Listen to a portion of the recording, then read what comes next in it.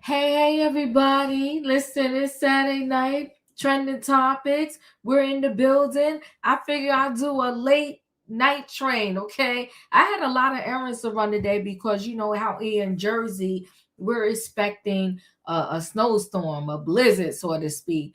They keep telling us different times it's going to start, but the latest I heard is it's going to start about maybe 5 o'clock in the morning. Go all the way to maybe noon. At noon, it's going to change to a mixture of snow and slush or rain or whatever. So I had to make sure my mom was good. Then I had to make sure my son was good at the college. And then I had to make sure I was good too. Okay. And then I said, you know what? They train for real, because it's late. It's 10:15 in New Jersey. But I said, you know what? I'm in the building. I'm coming through.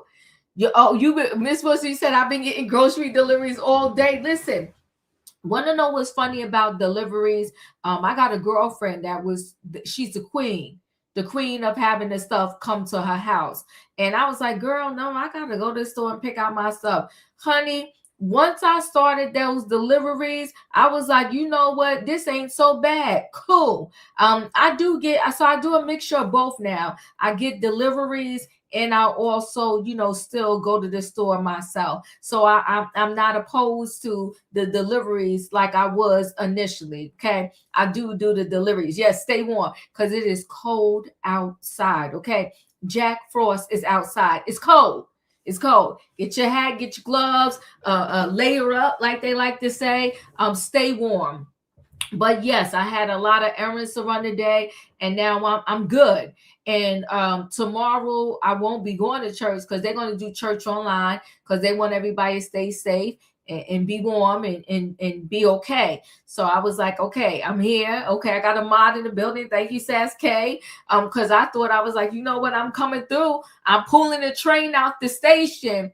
But I wasn't quite sure if anybody was going to be on the platform. So listen, I'm so glad you're on the platform with me tonight for this late train. We're going to hit it and quit it with 3 stories. You said grocery deliveries having a personal assistant for $10 a month. Come on, Miss Wilson, you ain't never lie. You can't beat that, $10 a month. By the time you do your gas and you park and you go through the grocery store yourself, it's more than worth the $10 a month. So yes, it is a good thing. I'm on it now. I'm on it. So anyway, guys, listen, my gut say it's not going to snow. Sass, you know what? I'm feeling like that too, to be very honest with you. But if it does snow, she ready. I'm ready. Okay. But I'm feeling like it's not going to be as bad as they say. But I am prepared just in case it is. So we shall see. But anyway, guys, tonight, like I said, late train, but we pulling out the building, okay? So system failures is the title for tonight. And we got a story where the Black women are saying that at an overwhelming rate, they are jobless. They lost their jobs and they can't find a job. But prayers to all the people looking for a job, because I heard it is hard. Now these jobs, they don't even send you the courtesy response of, sorry, we went with another candidate, or no, you did not qualify. They don't send you nothing. You just don't hear anything. And then, when you do hear from a job, you're like, okay, wow, like I'm actually hearing from somebody. So we're going to go into this story where the Black women are jobless and how it is really impacting, their lives. Okay. Because a lot of these Black women, before they lost their jobs, they were the breadwinners of the family, and now they are not, they're not making money, so it's devastating their whole household. Just very sad. So we're going to talk about it. And then there's a story about a superintendent, a school superintendent. Now, why they keep giving these individuals the school credit card, I'm clueless to that. Why are these people that have company credit cards allowed to just make outrageous purchases and nobody has to approve them and they just get passed through? And then, the school funds are being spent on things that, wouldn't have nothing to do with the school, which is all the taxpayer dollars. Listen, let me tell you something. When you buy a home, the amount of taxes they charge you per year on your home is insane. And they claim some of it is going to the school district, some of your taxes is going here, there, where, everywhere. But we're paying into these schools, these public schools, and then y'all have people that are overseeing the schools that are stealing the money. And it is absolutely ridiculous. Now, there is a movie. I watched it during the pandemic. I never forgot it. I want to say the movie was called Bad Teacher or something like that. It was about a superintendent stealing millions of dollars from the school. They have since changed the rules about these teachers' pensions, because even though he got convicted, had to do jail time, when he comes out of jail, he is still going to get his I think it was $200 and something thousand a year pension. You stole from the school. You wasn't even doing your job the way you were supposed to be doing your job. And now you went to jail and you going to come out and still get a pension? That just don't even make sense. Somebody help me out with that. Crazy work. But we're going to talk about this superintendent who, his previous job, he was being investigated for stealing the money, but the current job hired him anyway. It just don't make sense. But that's why everybody can't be in charge. Because you got to have the guts, the courage, to know how and when to tell people no. Okay? So now we got this basketball chaos. Which I know this story shouldn't shock y'all. And why should I say it shouldn't shock y'all? Because unfortunately, we've been talking about this for weeks upon weeks upon weeks on my channel. How these little leagues, these middle school, these high school basketball, even college basketball teams, the amount of violence that happens at all of them is unprecedented, and it's a shame. And you are indirectly teaching your kids violence. What happened to, let's just have a basketball game because this is an activity to keep the kids off the street? Well, now you done brought the street into the game.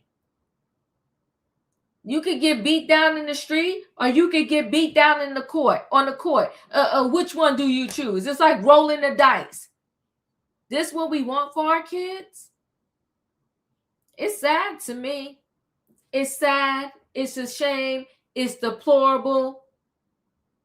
I'm not that girl to be at some kids' basketball game yelling and screaming at the reps, at the coach. Why isn't my kid playing? It's just a mess. But what are you going to do? I probably, just like at one point on my channel, I was doing stories about airplane issues almost every day or every week. I could probably every day do a story about some chaos at a basketball game, whether it is the NBA, the WNBA, a little league. Ridiculous. But we're going to talk about it. So listen, I'm on a platform alone tonight, but we still going to do what we normally do. Y'all know what time it is. It's time for me to let the people on in the building. I need a what in the chat? I need a choo-choo. All aboard, everybody. It is Saturday night trending topics. It's the late train and we got stuff to talk about. The title is called System Failures. We got Black women are jobless. We got the corruption with the superintendent, and we got the basketball chaos. Now, let me go ahead and share screen because I told you I'm on a platform alone tonight, but we still doing this, okay? Hold on one second, people. Let me share screen here. Oh.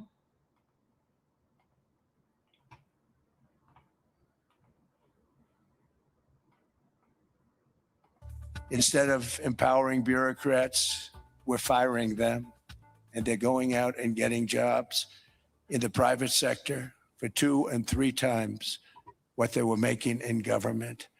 So they started off hating me when we fired them, and now they love me. That was President Trump in Davos, Switzerland yesterday, talking about firing federal government workers during his first year in office. Now, one group of people hit hard by those layoffs is Black women, apparently. While the country's overall unemployment rate fell to 4.4% in the most recent jobs report, it rose to 7.3% when it came to Black women. Jerika Duncan spoke with 2 women who have faced prolonged unemployment to find out what's behind this trend. I loved my job. I loved it, and it made a difference to people. But Adrienne Birch's job with the Department of Agriculture was eliminated last February. I started crying. I said, oh my God, I'm losing my job. I'm not prepared. I don't have enough savings. The chainsaw for bureaucracy. As Elon Musk took a chainsaw to the federal government, Birch says she felt forced into early retirement at age 54. Today, she says she gets 1/3 of her previous pay. To get to a point where you made a great salary, made 6 figures, and to have that ripped from you, and not because you didn't do the job well, is painful. Pain that was just beginning as Birch started looking for work. I've applied for, I think, about 35 jobs or so. I've gotten 5 rejections. Most of the other ones, nothing. Any interviews? No. And she's not alone. 41-year-old Audrey Malone lost her corporate job in facilities management about a year ago. I stopped counting my job applications after I hit like 150 or something like that. You applied to over 150 for 150 I've applied jobs? to more than 150 jobs. I just stopped counting at 150. And you look at it and you go, I'm not enough. What's wrong with me? What am I doing wrong? Some economists say the proliferation of artificial intelligence and the elimination of DEI programs have negatively impacted Black women. And then there's the cuts to government jobs, where Black women are represented at twice the rate as in the private sector. All of it has contributed to the more than 300,000 Black women who lost or left their jobs in the first half of 2025. We almost are like the economic shock absorbers of what's coming to us. The canary in the coal mine. That's right. Harvard economist Anna Gifty Opoku-Agyeman. Why should people, not just Black women, care about this? If 7% of your body wasn't working, you wouldn't be able to function. If Black women are not able to be full economic participants in our economy shrinks. Last month, Representative Ayanna Pressley and more than 20 other members of Congress demanded that the Department of Labor take immediate action to address the rising unemployment crisis among Black women. This is an urgent problem. Brian Wilson is co-founder and CEO of The Gathering Spot, a private networking group. He's been organizing events in LA, Atlanta, and DC to help connect Black women with opportunities. We have heard already that there are people that are moving through the hiring process that wouldn't have. But thousands more are still looking. We're not looking for handouts, but we're like, hey, somebody do something. Speak up for us. And until then, we have to help each other. That was Jerika Duncan reporting. And to put this in perspective, Gail and Nate, about 69% of Black mothers are breadwinners. And Jerika told me something that stood out to her, which was that the economist she talked to, who wrote that book, says that our economic fates are linked. In other words, the broader population of the United States. What happens to Black women or any marginalized group is a sign of things to come, because this is something that we knew when I worked on Wall Street. It's an early warning system for the broader economy that when the workers that are most exposed to inequality or who are destabilized, when they are hit hard by what's happening in our economy, the ripple effects will affect everybody at some point. So Wall Street looks at that number and they pinpoint what's happening to people who are marginalized to make a prediction of what could happen to the rest of us. I like the analogy that was made in the piece that if over 7% of your body wasn't working, you would not be able to function. Yeah, that's right. Think of Black women as economic shock absorbers. That's very enlightening, that piece. Yeah, it really was. Super sad. I wish they would go back to the day where, at the very least, when you filled out a job application, even if it was that generic response of, thank you for your application, we're reviewing it, we're holding it, we no longer are hiring for that particular position, just to give people some peace of mind. Because when you have gotten to the point where you filled out 150 job applications and no one has responded to you, that is beyond sad. I don't know what the answer is. I would say that now, and not to say that every individual wants to do this or can do it, and it doesn't mean that it would garner them the money that they need to support their life and their lifestyle. But now with the social media, there's so many opportunities to just put yourself out there and maybe do something different. Maybe these individuals need to try looking into something like that, because it's just when you're sitting around, waiting around after you filled out 100 and something applications, it can be discouraging, depressing, and it definitely is super sad. And it really is sad if you are the breadwinner of the household. In terms of all of those people getting let go by the government, I know a lot of them are struggling to this day to find a different job. When I was growing up, back when they always said, get yourself a government job. People would love to tell you, like, the older people in the family, go work for the post office or become a police person or a fire person or a nurse or this or that, because in their mind, they thought that that was a job that would guarantee you having a decent life and a job that you would have for life. But nowadays, it's like no job is kind of like it can weather the storm of this economy and everything that is going on now. Hey, Katrina, are you feeling better? It's coming around, girl. It's coming around. You sound better than yesterday. Yesterday we was ready to drive. It comes save you. It puts some honey down your throat and all of that good stuff. That's what I've been doing. I've been doing raw honey, lemons, big sad, wrapping my neck up, sucking on cough drops. So I've been dealing. So what are we talking about tonight? Well, this story that I just showed. Oh yes, the post office is still hiring, but tough work. Yeah, I mean, and definitely tough work now, because workers that are like out in the field now, they're getting hurt. Like, people are going crazy on them. It's a lot going on in the world today. So, but Katrina, this story was about Black women saying that they are unemployed now. And in addition to them being unemployed, they have the credentials, but they're filling out job applications and they're not being called back. They're not hearing anything. It's just super sad. Yeah, it's ridiculous. I mean, I don't understand how people are going to make it in this world. And, like working in the post office and stuff like that. And as you know, that's good money. It's good money. But, you have to learn, the addresses. It ain't easy, because you got to learn the addresses of where everybody lives. You make sure everybody got get correct mail. because sometimes people mail be from the 2 streets over in your mailbox. So, and by them not getting those jobs and stuff like that, that's sad because the post office stay hiring because of the turnover. And they want people, because back in the day, they didn't used to work on Sundays. Now they have people working on Sundays like 7 days out of a week. And that's a lot. So I feel sorry for these women because it's sad that they lost their job for nothing. Because this man wanted to come in and cut off of half of what the government was doing. But yet still you won't give government grants to outsiders.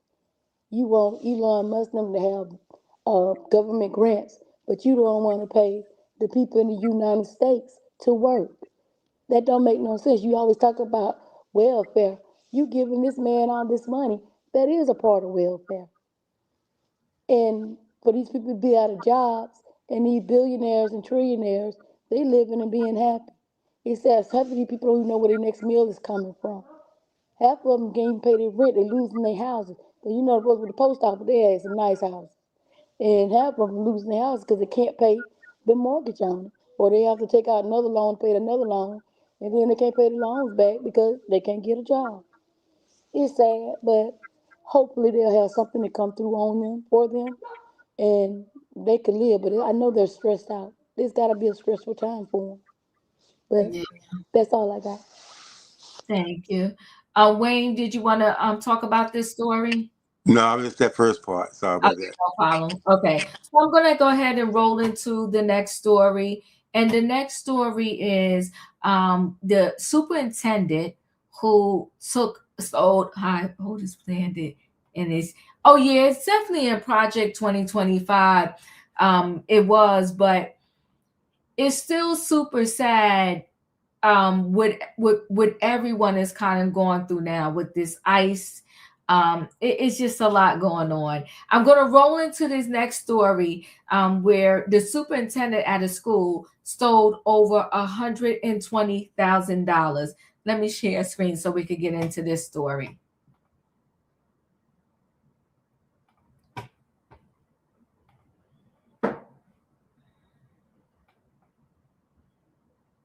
Channel 2 Action News has obtained documents showing the former DeKalb County school superintendent spent more than $120,000 on his district purchase card in just 2 years. Channel 2's Taisha Fernandez is live outside district headquarters. And Taisha, it took weeks of filing open records requests to get these documents. Listen, I called and I emailed the district several times. I even walked through these doors to ask for the documents in person, but it wasn't until we got our station attorney involved that's when I finally got my request fulfilled. Yeah, I've never heard of these kind of expenditures with any other superintendent in DeKalb County schools before. Senator Emmanuel Jones represents the area the DeKalb County School District sits in. He told me he's always questioned why these 4 current school board members voted to hire Dr. Devon Horton 2 years ago. Jones says Dr. Horton was never one of the top candidates in the nationwide search. Certainly a clique or a group of members on the school board who have tried to protect things that they knew about him early on. Dr. Horton is currently under federal indictment, accused of stealing money from his last school district in Illinois.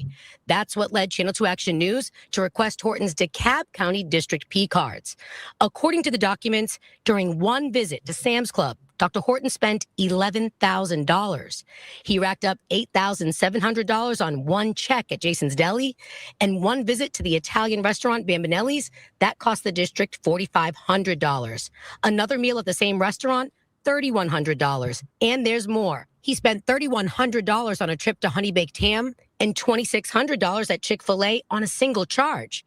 In total, Dr. Devon Horton spent more than $120,000 in 2 years as superintendent, and he didn't need board approval. What was the board thinking at the time? How did they let this go on for so long without any kind of accountability? I mean, we knew of the issues that he was having. That was plain to everybody. And you would think they would put some kind of controls in place, considering how contentious the process had been on bringing him on board. I emailed all 4 current board members who hired Dr. Devon Horton. I asked them about his spending. They never responded. I did get a statement from the district spokesperson that says, we remain committed to transparency, fiscal responsibility, and the appropriate stewardship of public funds. Why was he given this kind of carte blanche to spend the county's resources, school system resources? To me, that's a deeper question that we need to ask. The district spokesperson also said less than a month after Dr. Horton's resignation, the board approved a contract to conduct a forensic audit looking into Horton's spending. Well, here we are 3 months later. We're still waiting on the results of that audit. We're live in DeKalb County. Taisha Fernandez, Channel 2 Action News. Because he spent mad cash. He done robbed the public of their funds.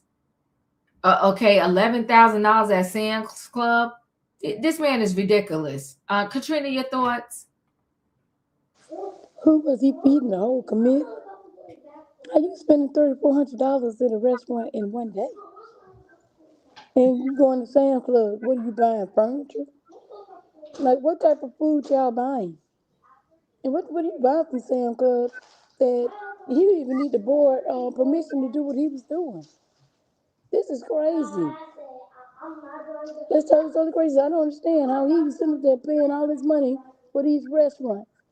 And I bet the school district, I bet this district is in a low grading scale. What Felicia when we need it.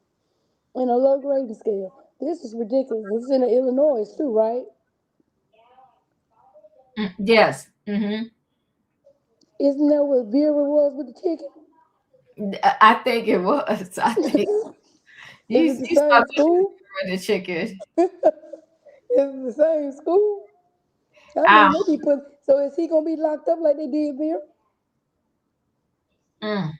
Vera stole chicken. I mean, it was just chicken. This man going to Sam's Club, out to eat, and doing whatever he wants to do on the school board on the school board dime. This is ridiculous. He needs to be locked up. This is crazy. You taking away from these kids to do for yourself. And I'm still up there. Who are you feeding? Did you feed the whole committee? Because something ain't right unless they was at the restaurant and stuff with you. All of them probably stealing. He just the superintendent. He just the one that got caught. But they all probably stealing. Because why you keep hiring this man when y'all know that part that he was already, always stealing from the school? I think they all in on it together. And I'm glad they got caught because this is ridiculous. That's what we get disappointed. We get in these positions and then we don't even know how to carry out our jobs or what we do because they know they're going to be looking for us to do something that we ain't got no business. And they fall to it every time. And that's sad. But get him like y'all did Vera. That's all I got. Thank you. And Wayne, your thoughts? This is American greed at its finest. And it doesn't sound like, I mean, he has to be accountable. I mean, because they knew this. I mean, for 2 years. So it's like, free money to do whatever I want with it. But this is just greed. I believe he did spend it. I don't think he spent it on a whole bunch of people. Just where he went, that's what it costs. The finest restaurants, all that stuff, he just squandered money. So I don't know if they're going to hold him accountable. If they don't, from what that article, it didn't sound like anything. At least I didn't see anything. That's it. Well, no, they are doing a forensic check on him, but I feel the same way too, that they're not going to hold him accountable because they allowed this man to do this. Like he spent, from what we know of, he spent $120K in 2 years. I'm sure he probably spent more money than that. And I'm rolling with Katrina in the sense that they probably all stealing, because why would you even bring on a person that has a questionable past with his last job? You was caught stealing on the last job. Why would I want to bring you on this job to steal, like they said, the public funds? Probably because they all doing a little something crazy with the public funds. Birds of a feather flock together. Birds of a feather flock together. You are correct. So that's probably why they good with it, which is sad and very messy. I'm going to go ahead and roll into the last story. And the last story is basketball chaos, which is, they said they probably splitting the money. They probably are. They probably use the P cards to go fund their birthday parties, their vacations, or whatever. Why would you let this man get away with this? $11,000 at Sam's Club is wild. In one trip, $2,600 at Chick-fil-A. Did you throw a birthday party for your kid and you got the kids and the parents Chick-fil-A? Like, what the heck? Crazy. Let me share a screen. I don't even know how many people you feeding for $2,600. That's just insane. Let's roll into this last story. So Kentucky middle school basketball game ends in total chaos. They just tased Ryan. A middle school basketball game in Kentucky descended into chaos this week when a fight broke out on the court. The wild turn of events occurred Thursday night between Alameda and Carr Creek in a Team A-team championship at Knott County Central High School. And as one would imagine, the scene drew shock from spectators, although the commentators calling the game remained calm. And this is, let's just watch this here.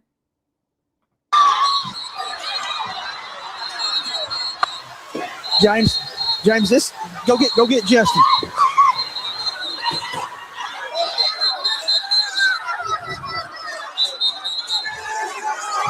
And here we go.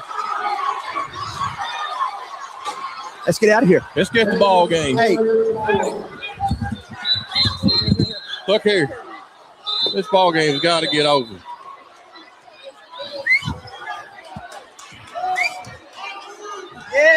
yeah, let's go. This game's over. They don't just doing this. We'll get somebody hurt bad. This game's over. Yeah, you can't get this. This game's over.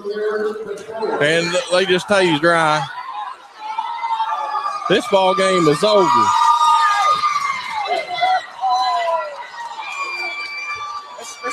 Yeah, we're going to end our live feed. This game has got to come to an end.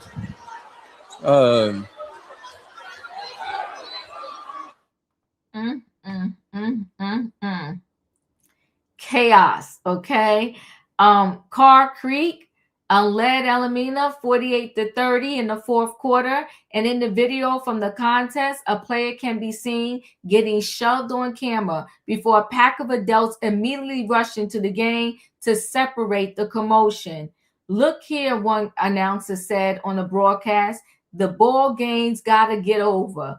As the brawl dissipated and players were separated, the broadcast picked up someone on a hot mic saying, they just tased Ryan. The ball game is over. The same voice continued to reiterate that the game was over, indicating that someone could get hurt bad. The other announcer chimed in, we're going to end our live feed. The game has got to come to an end. And it did, fortunately for everyone involved. Not to be outdone by the Belfry and Prestonburg High School basketball brawl, also in Kentucky earlier this week. What is going on in the bluegrass state? This is just deplorable, sad. You know, all of these fights happening at basketball games is crazy work. Wayne, your thoughts? I mean, this seems like to be a big problem because this is happening, you know, over and over again. Mm-hmm. I don't know how adults, act like this, and this is in front of kids. Mm.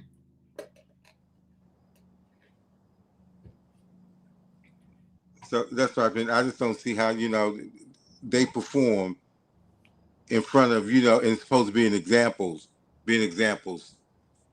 That's it. Thank you. Katrina, your thoughts? It's gonna get to the point where they're gonna cut out all like athletic games. If something happened at all games, football games, basketball games, baseball games, it's gonna get to the point where they're not even gonna have any sports section anymore. in these games because every time you turn around, somebody on the field, on the floor fighting. It's getting ridiculous. Or they're gonna have it where the kids are just in the playing, and the parents probably gonna have to see it from a screen or something. Cause this is ridiculous every time they get into these fights with each other, and for what? They take the fun out of the game. I mean, you doing these sports, you playing, you supposed to be playing for enjoyment or trying to get to another level. Maybe you good and a talent scout could be there. But if y'all like on the floor fighting and stuff, I'm supposed to finna bring you to no done college to give you no money to act a fool. I mean, it starts right here. And they see you acting like this when you're young. Imagine how they feel that you're gonna act when you're older and when they're trying to get you to the next level. They're not gonna do it.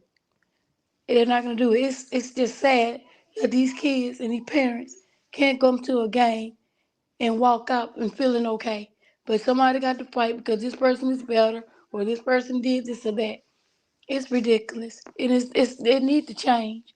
But they're gonna fix it that if they have in these games, they probably ain't gonna have the parents or anybody else to come in the gym or whatsoever.